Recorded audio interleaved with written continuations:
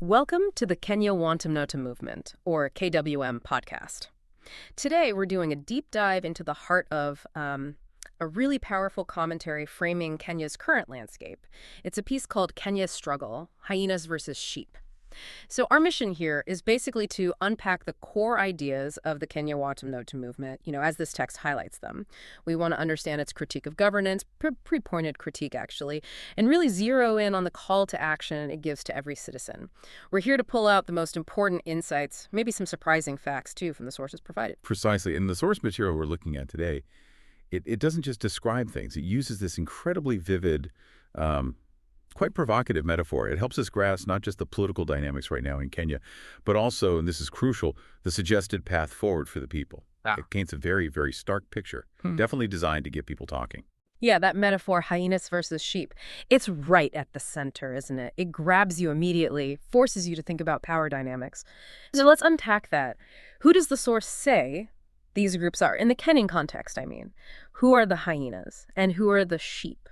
Well, the source is pretty direct, quite uncompromising in how it defines them. The hyenas, they're shown as this select few. The entrenched elites, the corrupt politicians who, it argues, haven't just been part of the system for a long time, but have actively dominated it. And what's striking, maybe an insight people miss, is the source implies it's not just like individual bad acts. It seems to argue it's almost a deliberate design, like a system that's been channeling wealth upwards for decades, away from the majority. Wow, okay. They're described, enjoying these lavish lifestyles, luxury cars, huge mansions, and what the source just calls obscene salaries. And this is all while, the nation struggles. So it's not just saying they're corrupt. It's pointing to the kind of sophisticated, sometimes quasi-legal mechanisms they've allegedly set up, mechanisms that make this feasting possible, almost invisible to the average person. It's like it's institutionalized. Right, so less about just a few bad apples and more like a whole system geared towards self-enrichment.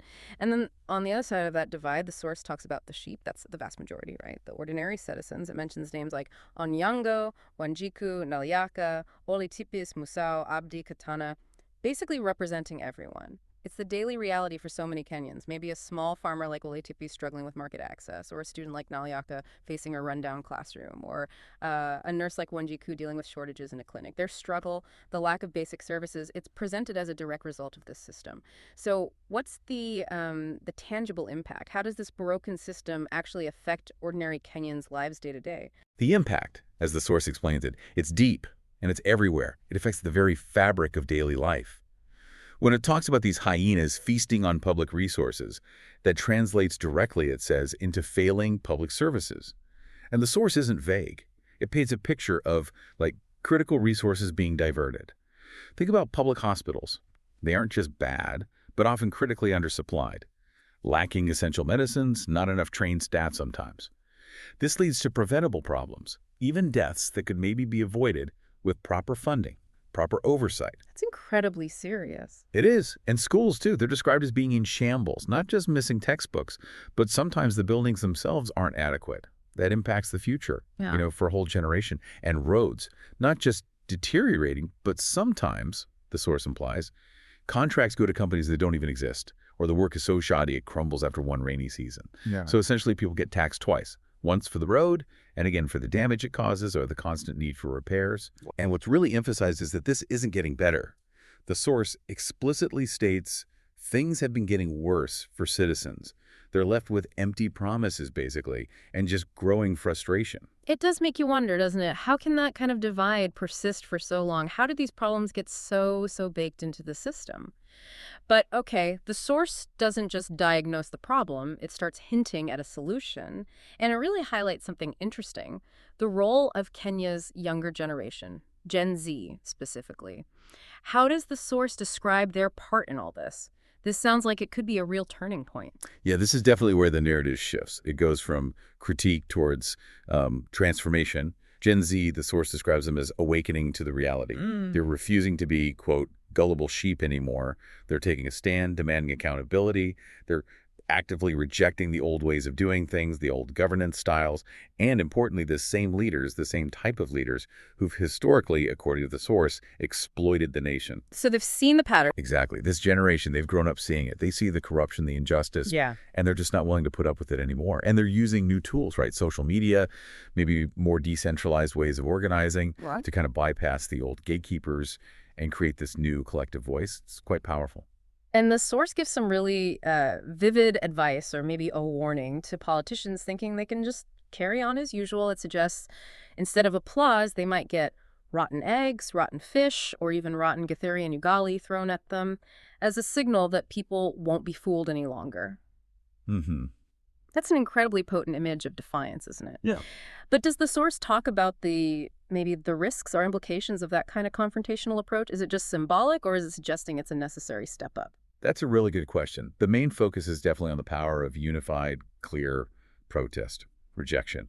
But it does imply that this symbolic act, while nonviolent, is kind of a necessary escalation, a way to make the message absolutely crystal clear. People's patience has just run out. It's about showing that citizens aren't just passive anymore, not just taking broken promises lying down. And while that powerful image focuses on the youth, it's really important to see how this connects to a wider feeling, something the entire population should share. The movement isn't just for young people. It's about everyone waking up, seeing the system's failures, and understanding that a new, maybe more robust way of demanding change is needed from everyone. Right. So we've got the problem laid out, this growing awareness, especially among the youth. But what's the actual path forward? The source says very strongly, it's time to stop being passive recipients of government failure. How does it turn that feeling into, concrete actions or demands for regular citizens, not just the movement as a whole? That's really the core of the Kenyan movement's message, isn't it? It's not just about complaining. It's about active participation. It's about fundamentally changing the relationship between the government and the people. The core demand, as the source puts it, isn't fuzzy. It's that the government must serve the people, not just the elites. Simple but powerful. Yeah. And that means demanding specific, tangible improvements in public services. Services people are already paying for with their taxes. We're talking about demanding genuinely better schools for their kids, properly equipped hospitals, staffed hospitals for their families, functional, lasting roads that help business and daily life. And crucially, demanding much more accountability from those in power, making sure public money is used for public good, not lining private pockets. It's a shift, from expecting maybe a few crumbs to just demanding what is rightfully theirs. And it really hammers home that idea of uniting to demand your rights and the statement that the resources of the nation belong to the people. It makes it so clear this isn't just about criticizing. It's about people actively taking control, ensuring their tax money benefits everybody, not just a select few. It's a direct challenge, a call for collective ownership. Absolutely. The source really strongly reinforces that idea. The power's in your hands. This movement is calling for all Kenyans. Doesn't matter if you're a teacher trying to educate the next generation, a farmer working the land, a nurse on the front lines, a business owner struggling with the economy, young, old, from any of the 47 counties, unite. A unified front. Exactly. The message is firm, unambiguous. The hyenas have had their time, and that time is over. It's a clear declaration. The era of unchecked corruption, of exploitation, where a few benefit while the many suffer, it needs to end now. It's about using that collective strength, the power of citizens united, to reclaim the nation's future. That's a really powerful, inspiring call to action we're hearing for every single Kenyan to be an active participant in this change. It's so clear that individual action, joining together, is absolutely key to making this vision real. So if you're listening right now and you're thinking, how can I get involved? How can I add my voice to this critical conversation? Well, there's a very clear path. Visit www.wantumnotum.com. That's www.wantumnotum.com. You can create your account there. All 47 counties are listed. Just find your county and you can start posting, sharing your ideas that can help change your village, your city, and the whole nation. And also, don't forget to check the episode description. We've put some resources there that can help you, number one, start your own business, and number two, take care of your health. So check that out. Now, picking back up on that idea of collective action, the source asks this direct question. Kenya's future is in your hands. The question is, will you rise up and demand the change that is so desperately needed? It really puts the responsibility on each person, doesn't it, to decide what role they'll play. It does, yeah. But crucially, it also recognizes that while individual choice matters hugely, success depends on everyone pulling together. collective effort. The youth, yes, they've started this fight. They're leading the charge in many ways. But the source is really clear. They can't do it alone. Needs broader support. Exactly. This isn't just presented as a youth thing. It's framed as a fight for all Kenyans. It's urging everyone to stop being silent, stop being passive. The responsibility for real, systemic change, yes, it's sparked by the youth's bold actions, but it truly rests with all citizens united. It's a call for solidarity, right? Across generations, across professions, recognizing that when all those individual actions align, they create this unstoppable force for change. And it keeps coming back to that core belief. Kenya can change, fundamentally, positively. Yeah. But only if the people come together, demand it with one voice. It's about pushing for a government that genuinely works for the people, not one that just serves a corrupt few. Moving from exploitation to real public service, where accountability, integrity, those become the foundations of how things are run. Yeah, ultimately, the core message that just rings out from this source is this. The time for this big transformative change is right now. And the power to make it happen lies squarely, undeniably, with the united citizens of Kenya. It's a full-on call for a paradigm shift, where the collective will of the people finally wins out over those entrenched, self-serving interests of the few. It's basically saying the future isn't something you just wait for. It's something you have to actively create. Forge it yourselves. So, a final thought for you, listening right now.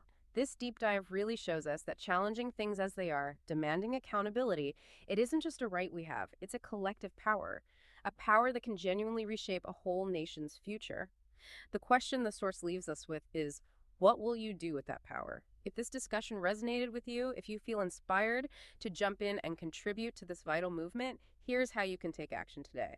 Join the Kenya Wantam Notum movement, the KWM, today. Start by going to www.wantamnotum.com. Again, that's www.wantamnotum.com.